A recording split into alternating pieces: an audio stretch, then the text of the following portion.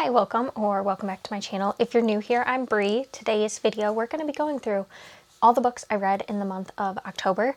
I read 7 books that I have to talk to you about, and I actually finished quite a few series or caught up on a lot of series, so I feel pretty good about this month's reading. And I definitely did tackle a lot more chunky fantasy, and I've just been eating that up, so I was rolling with it. So I think this video might be a little bit shorter because I have completed series to talk to you about in their entirety, but I'm excited to talk about every single book here. I feel like I really had a great reading month. And also, before we begin, I would love to know what you read down below. What did you get to in the month of October? I know October is like spooky season for a lot of people, and so a lot of people lean into that, and I usually do, but I found myself gravitating towards like darker fantasy this year. So I'm very interested to see what you all were reading, so if you want to leave them down below, I'd love to hear it.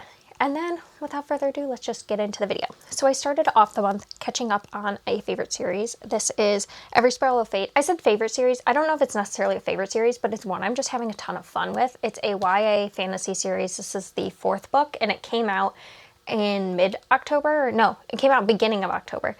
And I picked it up and I just flew through it. It was so fun. I think if you had complaints about the first 3 being really no plot and not a lot happening, I don't know if you will feel that this did anything more, but I just found it really fun. I like the characters. I like the yearning that is happening between the 2 characters. It is technically a love triangle, but I think by a couple books in, you kind of know who the main love interest is at this point. And I just find the back and forth so fun. And it is a little bit of like miscommunication trope, which I know isn't a favorite for a lot of people, but in this way, I really like when somewhat a miscommunication trope is used and there's lots of pining for each other, but they just won't be together. Like, it really works for me. So I really enjoyed this. I think the plot, I'm starting to see a little bit more, but Tahara Mafi just gives you like inklings. Like, the plot is not the forefront of the story.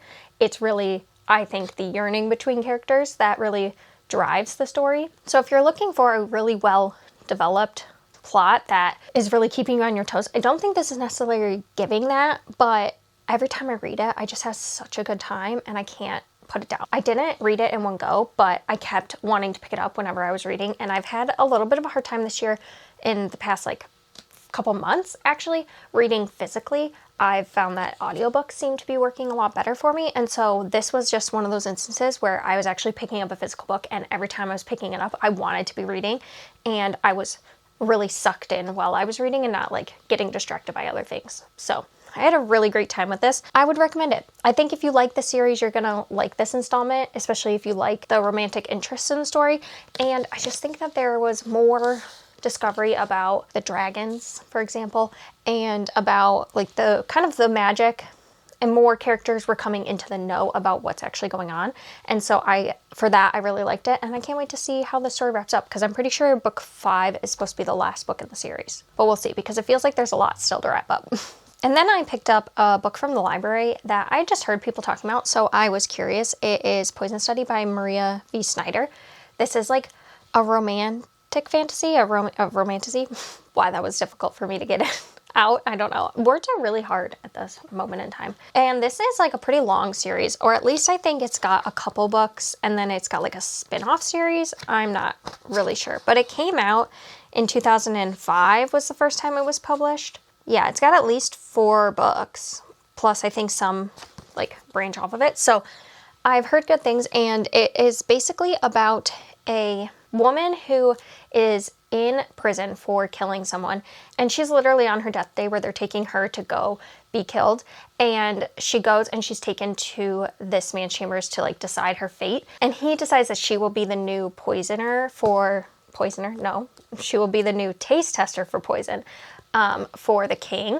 And so she will have to taste every food beforehand and study the poisons and do all this stuff, which means that she's still a prisoner, but in a different way. She starts to kind of plot how she's going to get out of this while also discovering more things about the world. And then also there's a romance between her and the man who is like in charge of her. I think for me, I'm going to go with a 3 on this. I think that there were parts of the story I was interested in, like hearing her story was like interesting, but I do think it's a very triggering in terms of like sexual and physical abuse that is very prevalent throughout the story. So I think in certain ways I liked learning about the magic, learning about our character, but other ways it was like very dark, so it was triggering for me personally. But then also I felt a little bit weird about this dynamic between her and the person in charge. He like is the second to the king and he is in charge of her. I feel like that Maria V. Snyder is trying to make you see why she would like him,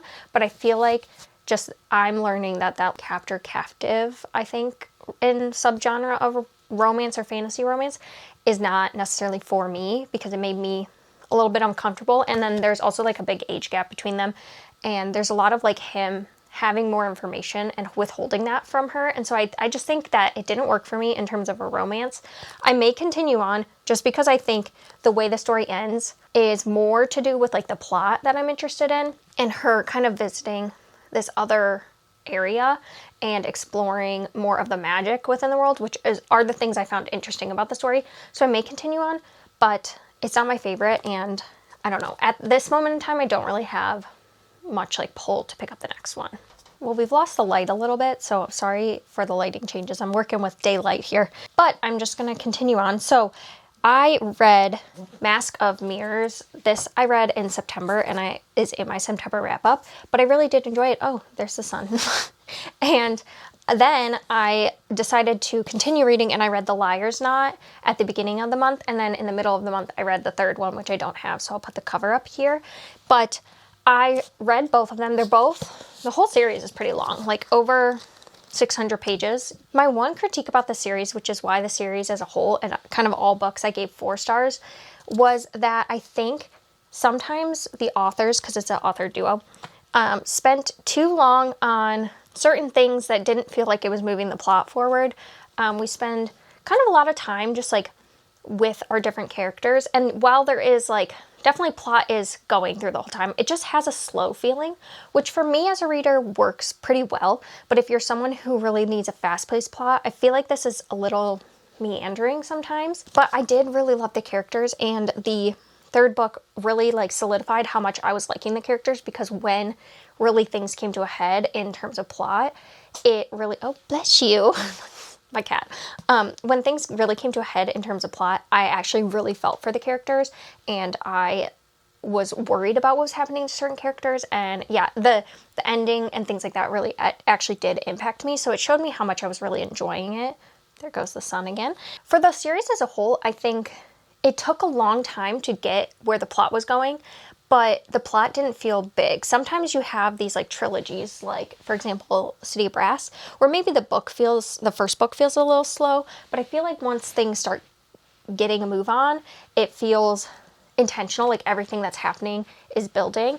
And this felt a little bit slower than that. Though I will say these books I just referenced are slow. So like if you thought those were slow, I think you're gonna find this series to be really slow in terms of plot. There's a lot of things, a lot of politics. It's a very focused on the way that people interact and like the way this city is built. The plot doesn't really expand outside of this little city, I guess, in terms of like there's not a global thing happening here with this, but at the same time, I really did like it. And I do think that the magic system is a little bit underdeveloped. I don't really care. I guess we're going to get into a side tangent. I read mainly characters first. I'm a character-driven reader, and then I feel I'm a little bit of a plot-driven reader, and then I care about like world building and magic.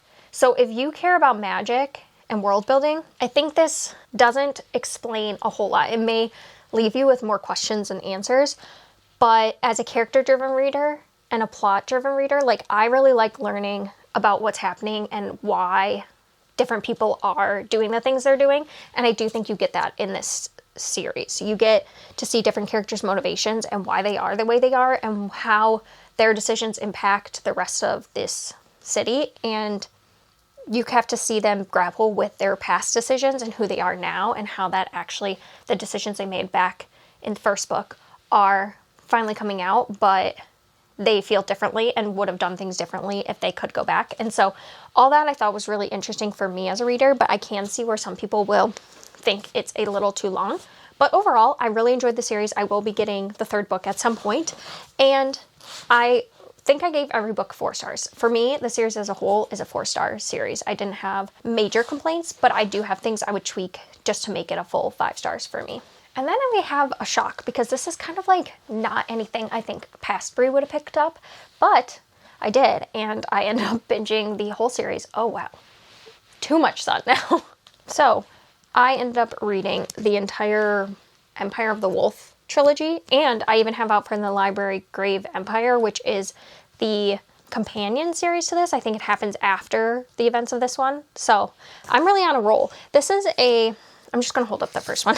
So it's a very epic in scale type story. It's a horror fantasy, and it feels like it would be very difficult to get into, but I actually found it really easy to get into, because the first book starts off where you're following this justice named Von Volt, and he and his like apprentice and his kind of like guard, if you will, are all traveling, and they're traveling with this priest, and they are going from village to village, and they basically look at cases that are being brought to them and decide what trial there should be and what the punishment should be. They start off by going to this town where they are finding out if people in the town are druids, which are like practicing the old magic ways, and that is illegal during this new empire, and so they are going to them and figuring out what's going on there. They end up parting ways with the priest and go to another city where they are called upon because there is a murder of a high lady that is very uncommon and very rare, and from there they start to unravel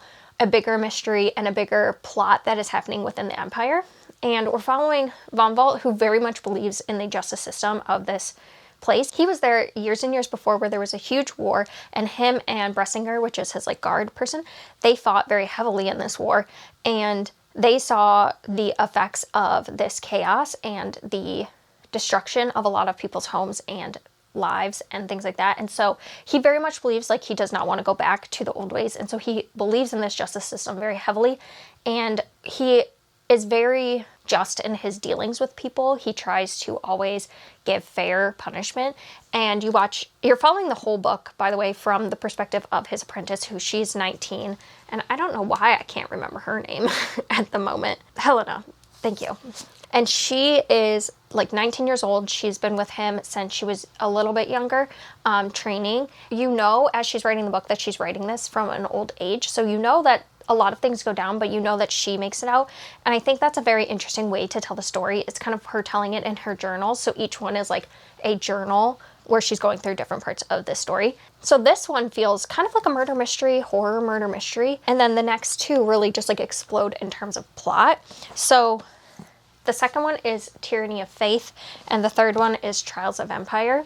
Now, I think in terms of my enjoyment, this was like a 4.5 star. Like I really had a good time with this. There were some things that I could nitpick, which is like some of the ways that I think Helena was characterized weren't my favorite, but I think that all the conversations we had in here about justice and like why this system is needed was very interesting, and viewing like how the old world worked versus the new world and like the pros and cons of each, I thought was very interesting. And I liked the murder mystery way to like dive in to the story. I think it really helped you dip your toes into a very complicated world without it feeling so overwhelming. And the little bits of magic we get were really intriguing. And then when we got to Tyranny of Faith, this just like really exploded the whole plot, and I think we got to learn a lot more about what was happening with the magic system, and it was so interesting to me. And I don't want to give it away, but it was a very unique for me magic system. The way it's used and the way it can affect the people that as it's being used is so interesting. But we also get to see, because of the events of the first one, we get to see Von Volt's character, who is the justice, like change throughout these books, and we see Helena grappling with that.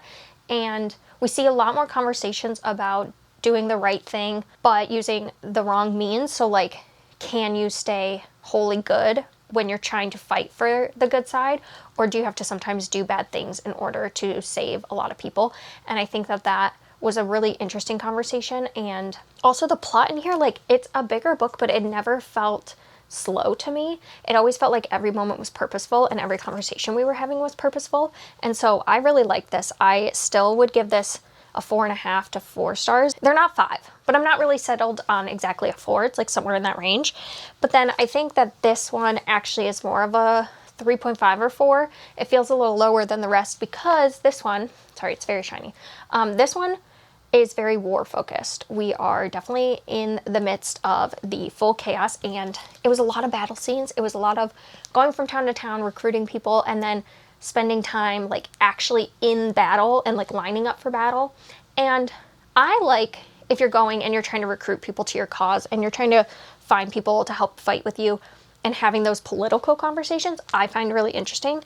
But reading about like lining up for war and it gets very bloody and gruesome is not really my cup of tea. By the way, the horror in this gets more and more, and it's very gory and body horror kind of. Like there's a lot of gore. A lot. And it gets a little unhinged. But I liked the way the magic was woven in here, and I liked seeing them fight the evil that is happening in the story. And I liked seeing Helena and Von Volt develop in their somewhat relationship. There are some things that I found icky about it, but I also think I liked seeing Helena questioning someone she viewed as like all good at the beginning of the books, and just seeing how much her and him, how they change throughout the books and how that impacts their relationship, and the conversations that come out of that is so interesting because they have two very different takes on how to achieve the end goal. The war stuff, it took up a lot of the book. There were times where I was just like, do we need to do another battle? Like, I understand that like if you get through this whole book and there's only like one big battle and you've gone through the whole trilogy with all this big looming evil, feeling like how can they fight this, and then you just give one battle scene, like a lot of readers might not love that, and I understand why. But me as a reader, you can just give me one battle scene and I'm good. Like, I don't need to have more than one, because I just find I start not caring. So that's what happened here. But still, I feel like the beginning and the end really like solidified that this is a really good series and one that I really like and would like to own, which is why I have now purchased these two. Overall, I'd highly recommend it if you enjoy more like war-centric at the ends, and you can get on board with how much horror there is. I can't even begin to describe how much, and gore, then I would suggest the series. But I really found the development from like first book to third book just so interesting. The magic is just so well done and something I haven't read before. I don't know, it just really brings a lot of questions up about morality in just such an interesting way. So I'll leave you with that. And there you go. There are all the books I read in this month. I finished a lot of series, so I am proud of myself. Even though I technically started a series and completed it in one go, I'm still not adding it to a new series running tally. So I'm very happy. But yeah, if you made it this far, if you want to leave like a, I don't know if there's like justice type things. Like I'm thinking of like a judge or something down below, or a sword or something like that. If you made it to the end, I would love to see it. And thank you for watching, and I'll see you next time.